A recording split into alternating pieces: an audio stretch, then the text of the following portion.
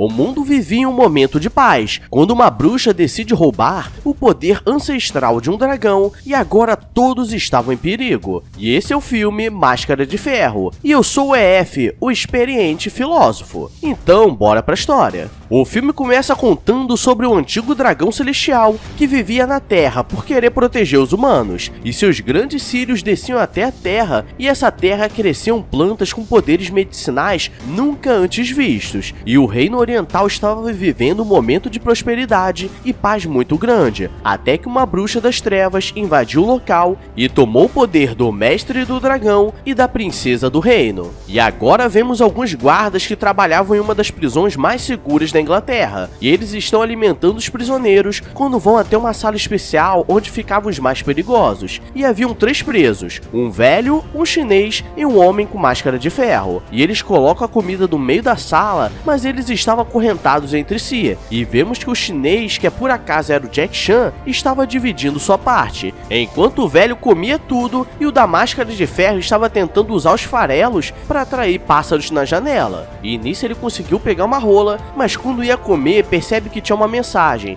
pois era um pombo correio. Ele não consegue decifrar o que estava escrito, e o chinês diz que era uma mensagem criptografada e que precisava ver através de um espelho, e começa a contar a história de um cientista que estava apaixonado por uma mulher da alta sociedade, e pelo fato dele ser cientista, eles não poderiam viver juntos, e precisou fugir para não ser preso, e nessa fuga ele começou a viajar pelo mundo e começou a fazer mapas por todos os lugares que passava, e dessa forma começou a conhecer muitas culturas e criaturas mitológicas nunca antes vistas. Ele diz que estava viajando pelo mundo quando decidiu passar na Rússia e falar com o Czar Peter para conseguir fazer um mapa do território. E ele disse que foi enviado pela rainha da Inglaterra e chegando no local estava rolando uma festa e ele percebe que aquele não era o verdadeiro Czar, então os guardas o levam para a masmorra para que ele não fale besteira, e ele não sabia o que poderia acontecer a partir dali. Eles têm a ideia de aproveitar aquela carta e pombo correio para mandar uma mensagem de ajuda a quem receberia, pois eles estavam presos injustamente, pois estavam mexendo os pauzinhos, pois eles possuíam informações importantes, e vemos que tem uma mulher da alta classe que estava treinando tiro ao alvo quando a pomba aparece, e vemos que na verdade ela era aquela mulher que o cartógrafo chunchou a goiaba, e ele embonecou ela e teve um casal de filhos gêmeos. Ela pede ajuda a seu pai que tinha grande influência, e ele diz que não gostava da ideia, mas como ele era o pai dos netos dele, ele manda uma carta para a Rússia e pede alguns favores para conseguir entrar na prisão, para saber quem escreveu a outra parte da carta. E Jonathan está sendo solto, mas antes ele pede um ajudante na volta para casa e pede para soltar o garoto chinês que estava sendo chicoteado, e o garoto diz que agora estava devendo a vida a ele, mas vemos que tem algo de errado, pois alguns caras estão tramando para que quando ele saísse da cidade fosse falecido, pois ele sabia que o czar russo na verdade era produzido na China, pois é tipo czar.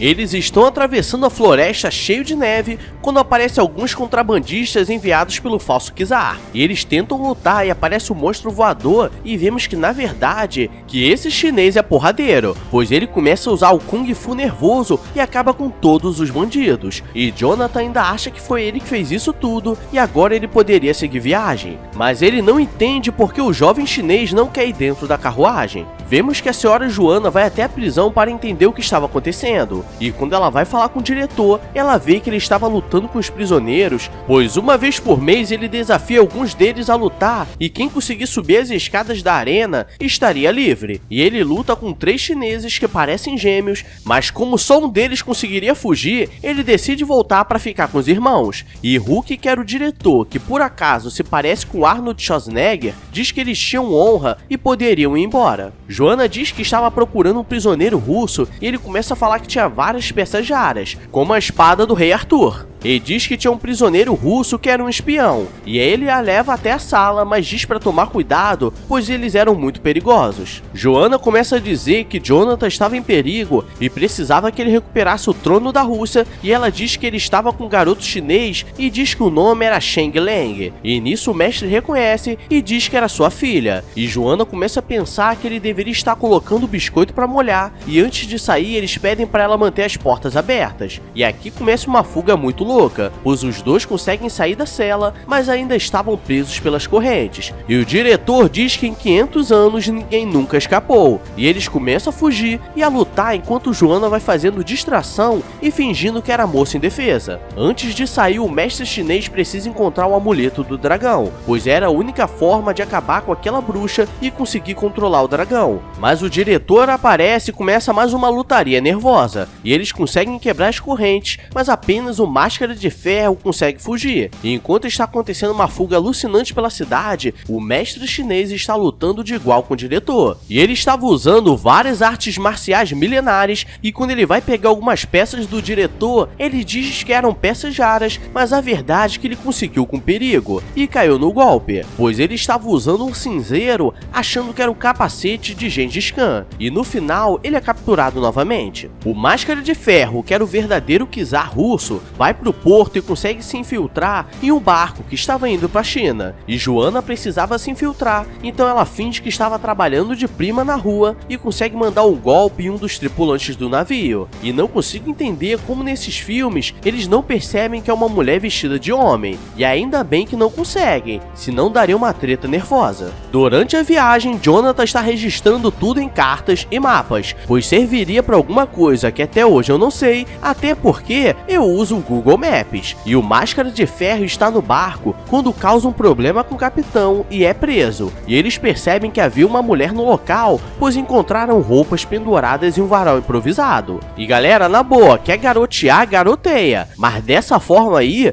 até perde o respeito. Eles encontram Joanna e agora os bonecos vão entrar e sair, mas ela consegue soltar o Máscara de Ferro e ele diz que vai usar um golpe especial, mas começa uma tempestade enorme e todos ficam assustados, achando que foi ele que fez. E agora tudo começa a ficar doido, pois eles estão atravessando uma onda gigante e quando conseguem, ainda precisam atravessar um mar de pedras que parecia um dragão petrificado. E vou te falar, se não fosse pelo roteiro, eles dariam uma falecida nada de leve. Após sobreviverem, o Máscara de Ferro diz que era o verdadeiro czar russo e eles acreditam, por causa de sua habilidade. Isso não faz sentido nenhum, porque eu sou negão da canela fina, e se perder um dedinho ou começar a falar besteira na TV, posso me passar de presidente? A lógica desses filmes orientais não é para amadores. Jonathan está passando por muitos lugares sinistros, e ele e o falso menino chinês já passaram por desertos de gelos e areias, e nesse tempo todo ele não percebeu que na verdade era uma mulher, e eles conseguiram chegar no porto que dividia a Ásia.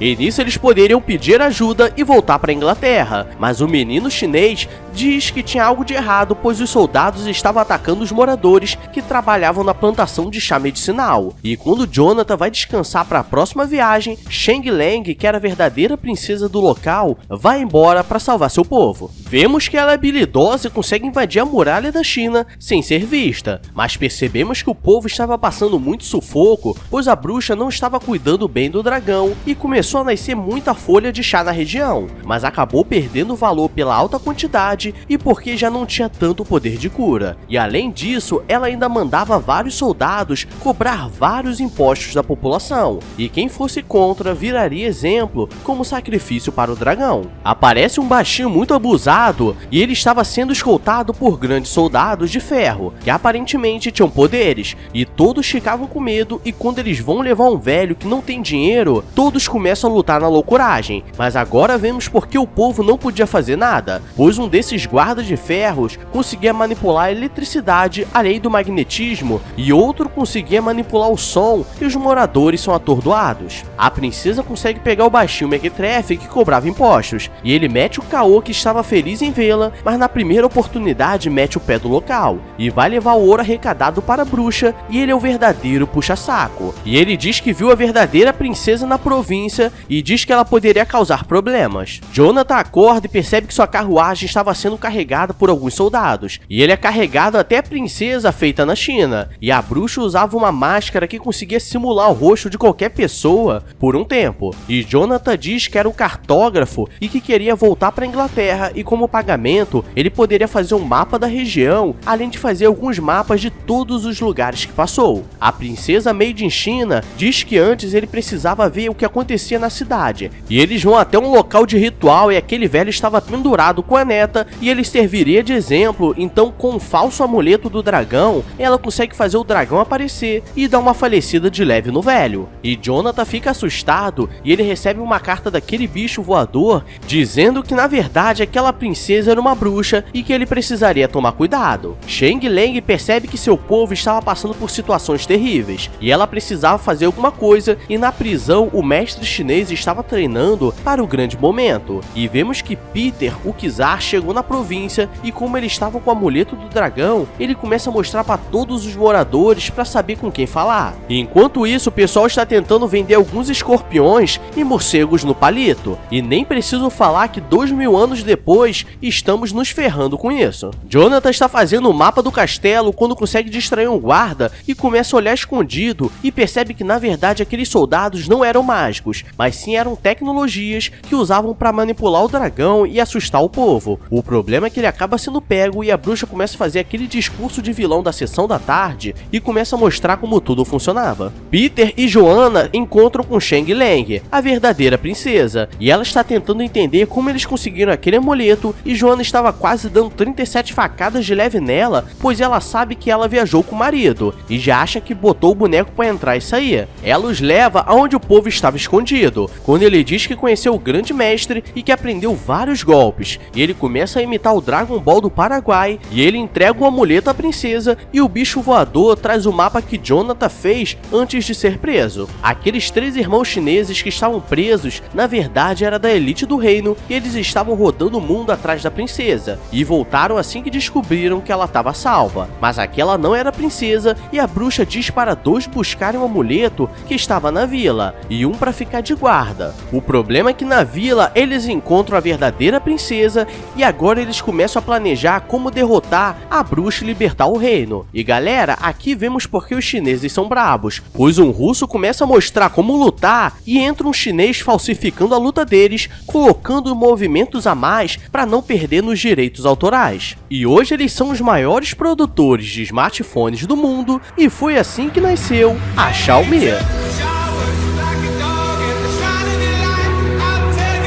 Peter consegue um momento para falar com a bruxa. Eles acham que foi fácil demais, então tinha algo de errado. E quando são levados para o lado de fora, Jonathan estava sendo preparado para o grande sacrifício do dragão, e Joanna diz que ele era marido dela e agora ela foi pega também. E vemos que no subsolo, Sheng Lang estava preparando algumas armadilhas para acabar com os soldados. E o plot twist maior é que aquele dragão na verdade não era um dragão, mas sim uma máquina ligada a bateria. E todo o povo acreditava que era um monstro. E agora começa uma lutaria sinistra, pois os moradores começam a invadir o local, jogando vários explosivos e voando. E Joanna quer ter uma DR enquanto o mundo está acabando. E agora começam a falecer vários figurantes parecidos, e o pior acontece, pois quando eles conseguem invadir o portão do castelo, aparecem os 3 soldados especiais, e o que controla o vento joga várias fumaças que atordou o pessoal. E o elétrico vai dando choque no pessoal, mas a bateria dele vai acabando, pois não dura muito.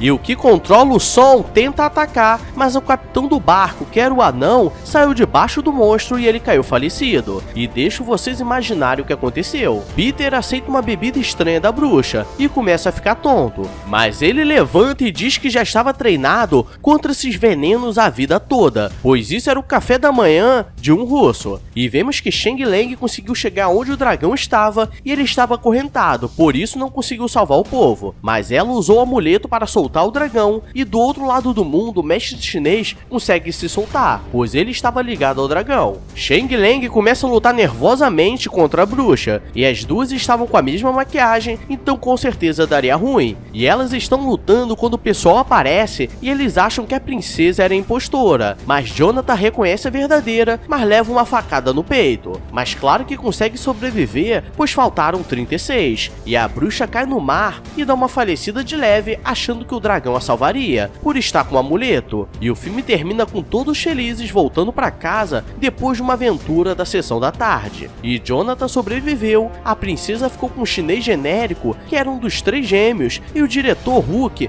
aparece no final para libertar o mestre chinês, e termina com eles olhando a paisagem, porque eles devem ter pago um cachê muito alto para esses dois aparecerem por 5 minutos no filme.